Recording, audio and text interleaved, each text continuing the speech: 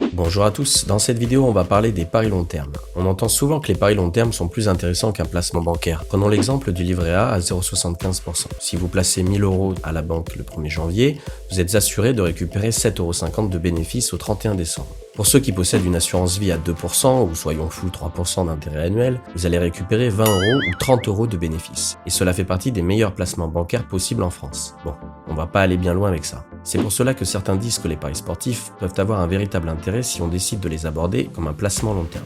Exemple, si vous placez 1000 € sur le Paris Saint-Germain champion de France en début de saison à une cote à 1,10, cela revient à un placement à 10%, soit 100 € de bénéfices à la fin de la saison. Alors est-ce vraiment un bon substitut au placement bancaire ?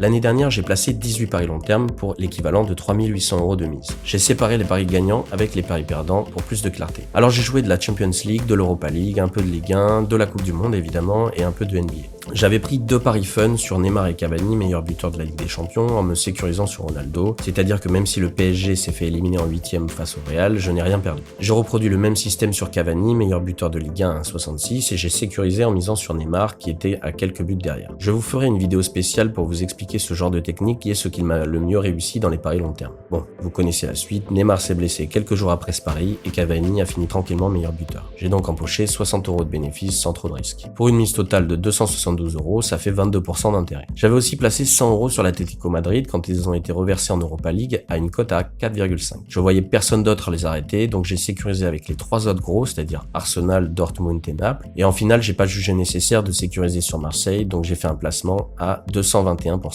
Bon, pour le reste, je vous laisserai regarder plus en détail, mais un autre pari dont je suis assez fier, c'était proposé par BetClick pour trouver le meilleur buteur de l'équipe de France à la Coupe du Monde. Donc, quel joueur marquerait le plus pour l'équipe de France? Je me rappelle que c'était avant que le groupe soit annoncé, donc il y avait même Benzema et Lacazette dans les paris proposés. Bref, ce serait soit Griezmann, parce qu'il tirait les pénaltys, ou Mbappé qui était à 6. Et on a sécurisé sur Giroud. Vous connaissez la suite, Griezmann et Mbappé finissent co-meilleurs buteurs de l'équipe de France, avec 4 buts chacun. Donc quand il y a une égalité sur les paris long terme, vous gagnez la moitié des gains des 2 paris. Donc c'est comme si on avait mis 14 € sur Mbappé à une cote à 6 et 30 € sur Griezmann. On a fait cette même méthode sur le champion du monde en prenant les 4 favoris, donc la France, l'Allemagne, l'Espagne et le Brésil, et en surveillant la Belgique et l'Argentine. Finalement, on a craqué avant les demi et on s'est sécurisé un peu sur la Belgique. Encore une fois, je vous ferai une vidéo pour vous expliquer plus en détail ce genre de pari que j'apprécie beaucoup et qui est relativement safe s'il n'y a pas de surprise du genre l'Arabie Saoudite championne du monde. Maintenant, on va voir quelque chose qui fâche, c'est tous nos paris perdants, ou ceux qui auraient pu nous foutre bien dedans, parce qu'il y en a eu, et ça m'a servi de leçon pour cette année. On était persuadé que Manchester City gagnerait la Ligue des Champions, or ils se sont fait éliminer assez tôt dans la compétition, en quart par Liverpool, et on s'est retrouvé à accumuler les mises pour se rembourser. On avait aussi fait un deuxième pari en choisissant City, Bayern, Barcelone et le Paris Saint-Germain, et en choisissant volontairement de ne pas prendre le Real de Madrid qui restait sur 2 titres de suite. Et quand City et Paris se sont fait éliminer assez tôt dans la compétition, je me suis retrouvé avec 1000 € à mettre sur le Real de Madrid en finale et rien sur Liverpool. C'était impossible de se rembourser, donc vous n'imaginez pas mon état à cet instant.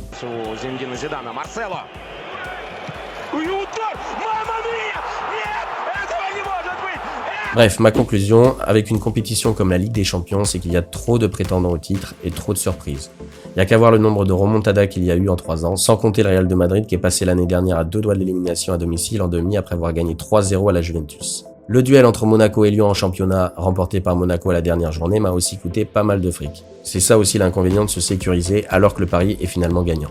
Bref, bilan de l'année dernière, j'ai misé 4000 €, j'ai perdu 40 €. On fait mieux comme placement bancaire. J'ai fait des erreurs et je me suis dit que l'année suivante serait meilleure. Cette année, j'ai presque 3000 € de paris placés en cours, dire que je voulais calmer le jeu. On est qu'au mois de mars, mais je sais déjà que mon bilan ressemblera à celui de l'année passée. Pourtant, j'ai arrêté la C1 avec seulement 2 paris à 10 € et 20 €, 10 € sur l'Atlético, champion d'Europe, et 20 € sur la Juventus. Manque de peau, ces 2 équipes se sont rencontrées en 8e. J'ai également placé 9 € sur l'Atlético, champion d'Espagne en juillet dernier, cote à 18, j'estimais sa value. Le pari dont je suis le plus fier cette année et que j'essaierai d'imiter la saison prochaine, c'est mes 300 € sur Naples top 4 à 1,49, car c'était une vraie value. J'étais en vacances en Crète quand j'ai vu cette cote incroyable.